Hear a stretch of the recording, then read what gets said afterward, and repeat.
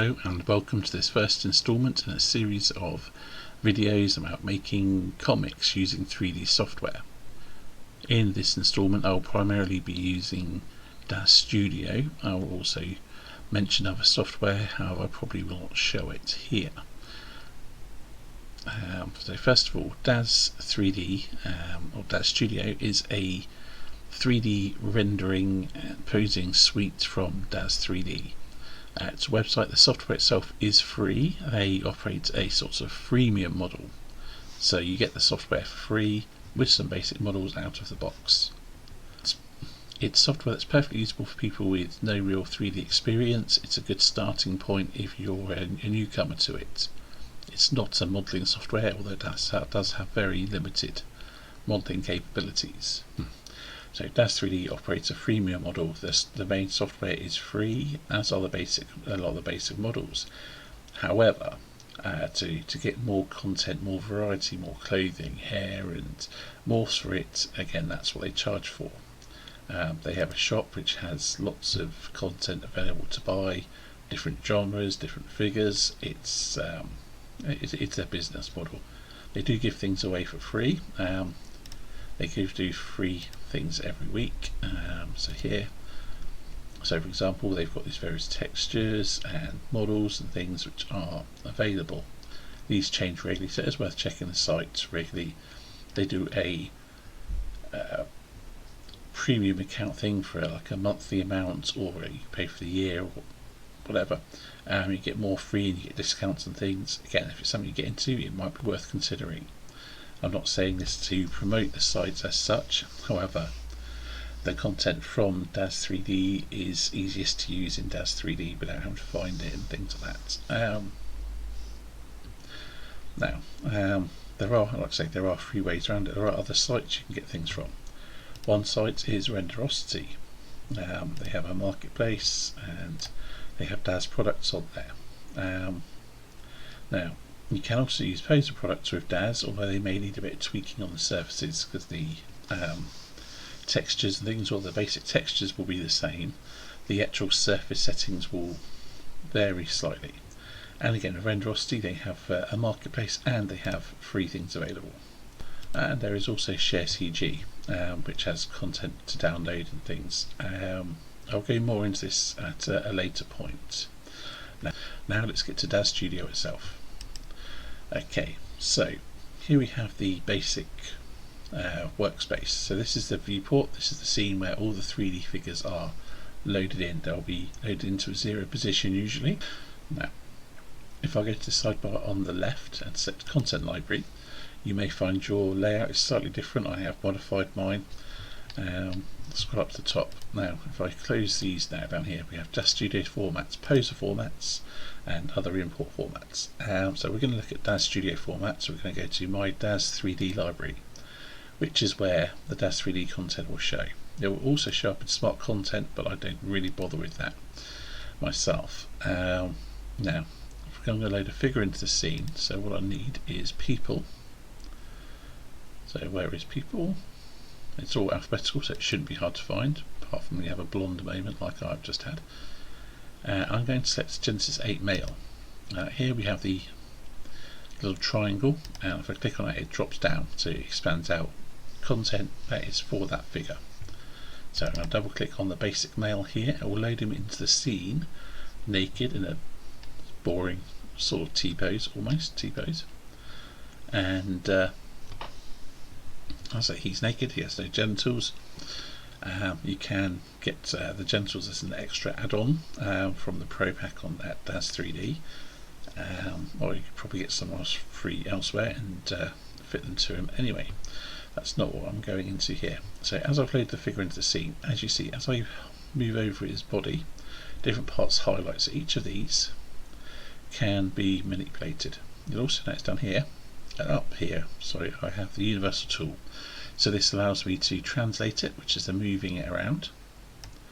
It allows me to rotate, and if I move over the center, a yellow.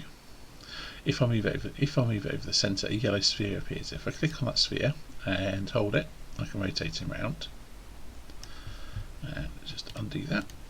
And there's also a square here, so I can adjust the scale. Again, undo that. Again, you'll get this if you do it onto any of them. You'll also see the circles orbiting around it. Again, these are for rotation if you want to rotate just along a specific axis. I'm going to select them fully. Again, in the Scene tab, we have the figure, and again, each of these drop down bits here, the titles, are body parts. They each have a bone, so these can be moved in different ways. And as you'll also see, as I select them, the parameters tab here changes.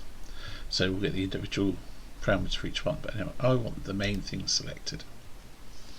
So here we have in parameters the translation. So again, I can move him from here, I can rotate him from here, or I can do it in the scene.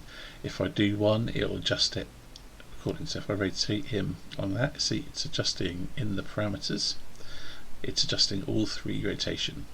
Now there are other bits here, pose controls.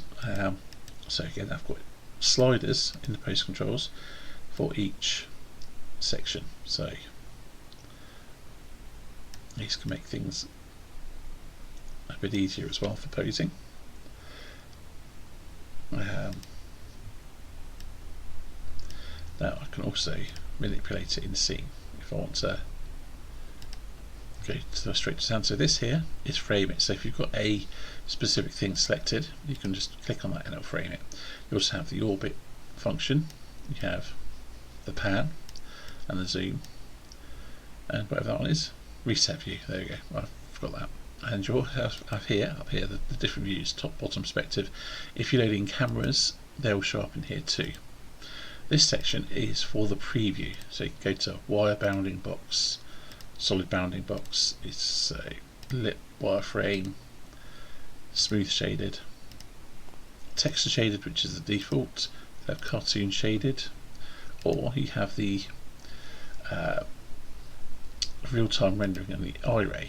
I say real-time, it can be a bit sluggish, it takes a bit more demanding on the system, and depending on your PC you may or may not want that going. I usually don't bother with it until I'm at the nearer the rendering stage and I'm sorting out lighting and things like that.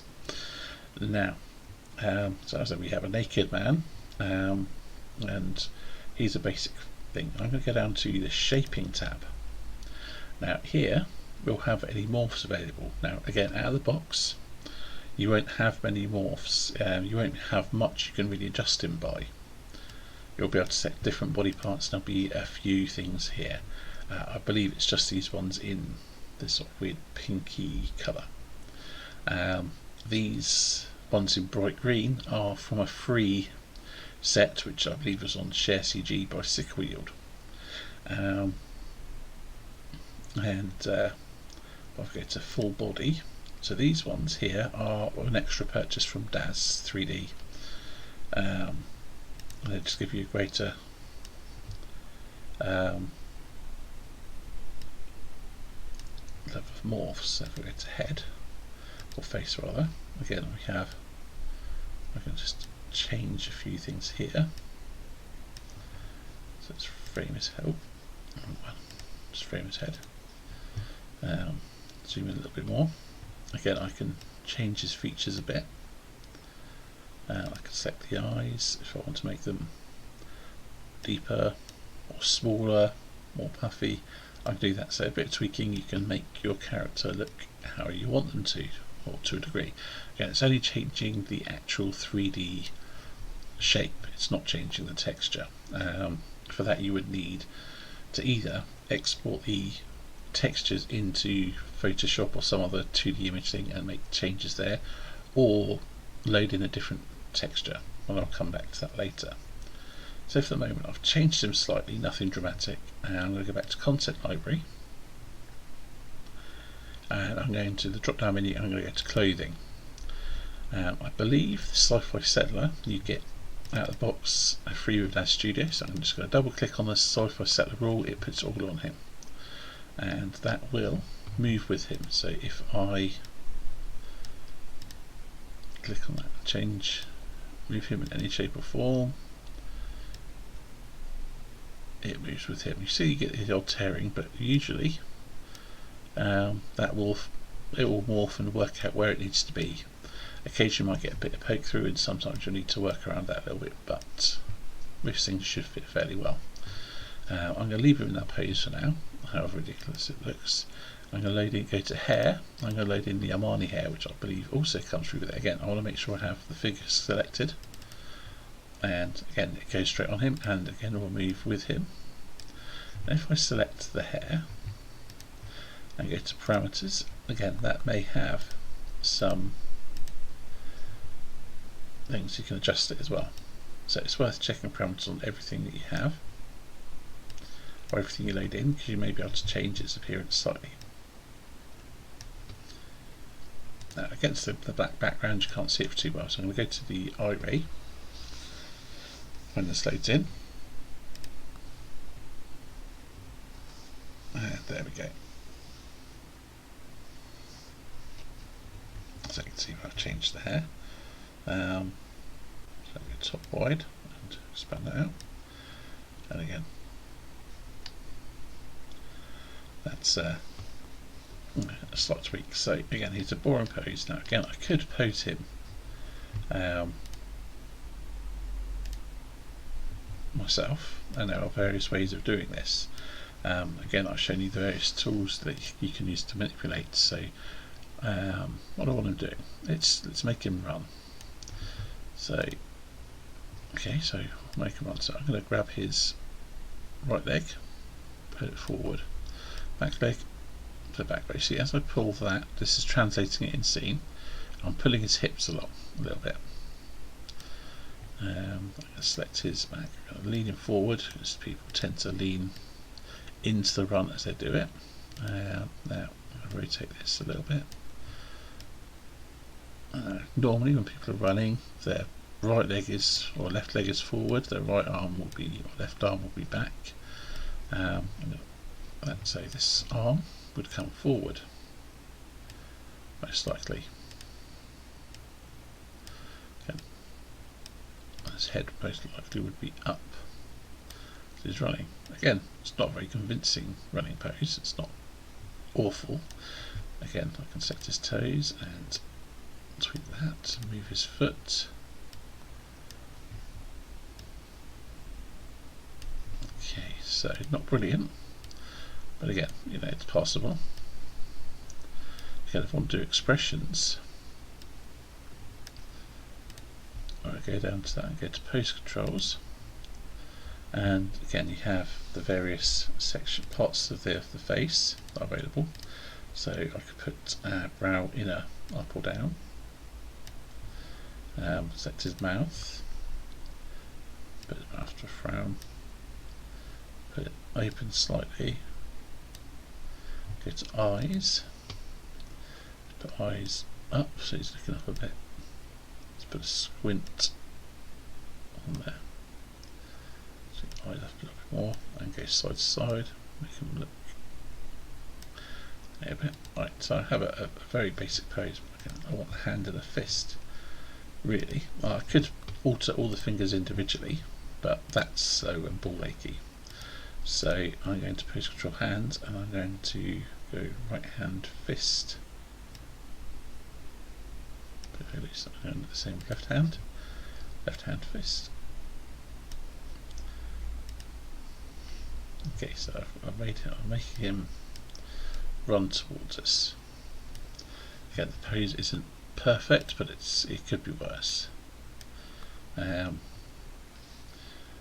of course, there's no backdrop to this at all, and so I'm going to go to Content Library again. Now, this is a bit that you might not be able to recreate depending on the content you have. I'm going to go to Environments. And again, you get very limited environments free with Daz Studio. I believe you do get a few things, and I'm going to go to this My Little Gallery, see My Little Place. Just load this set in. Again, this will just take a few moments. It loads into the scene. Yeah, the minute where it's loaded in, my character is floating, and it's not brilliant, but that's what I zoom out a little bit. Double click him. I'm going to lower him.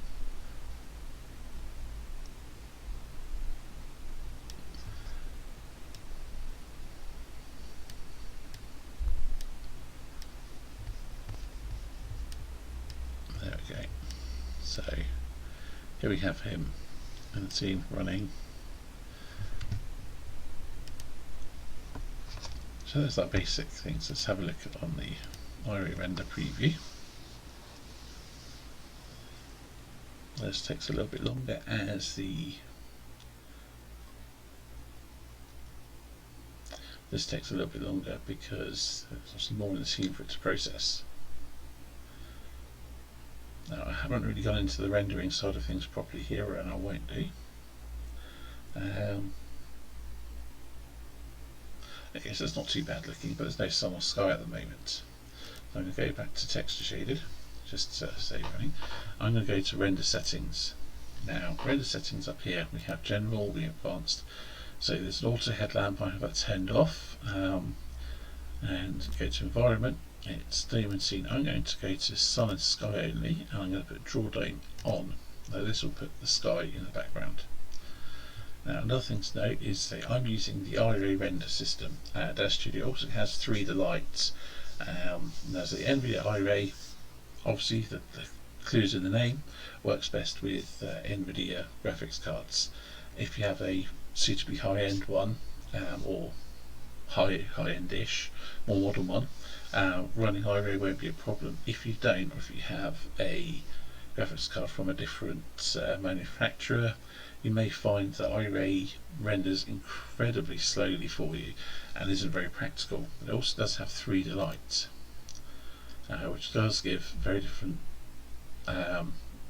looking renders, and the lighting works differently, mostly. But so for this video, I'm just using the iRay and showing some of the basics. So I'm going to. So now I've changed the setting up. I'll preview this now. Again, it'll take a few moments to render and give us our preview. Now we should see there is a vague sky-like background. It won't be brilliant, but it'll be there. So there we go. So because it's using the sun sky lighting, it's using the HDRI from the sky to light the scene. It gives a fairly realistic lighting effect. Again, you can add lights in, you can do other things that we tweak and add to it. But again, there we have a man in a sci-fi setting suit with a funny hairstyle running. It's not complex, but hopefully it's given you a basic overview of how things work in Data Studio. What I'm going to go into next is a bit more in depth on getting extra content and what different terms mean and how you can change them and tweak things. I hope this has been helpful for you, and I'll see you in the next video.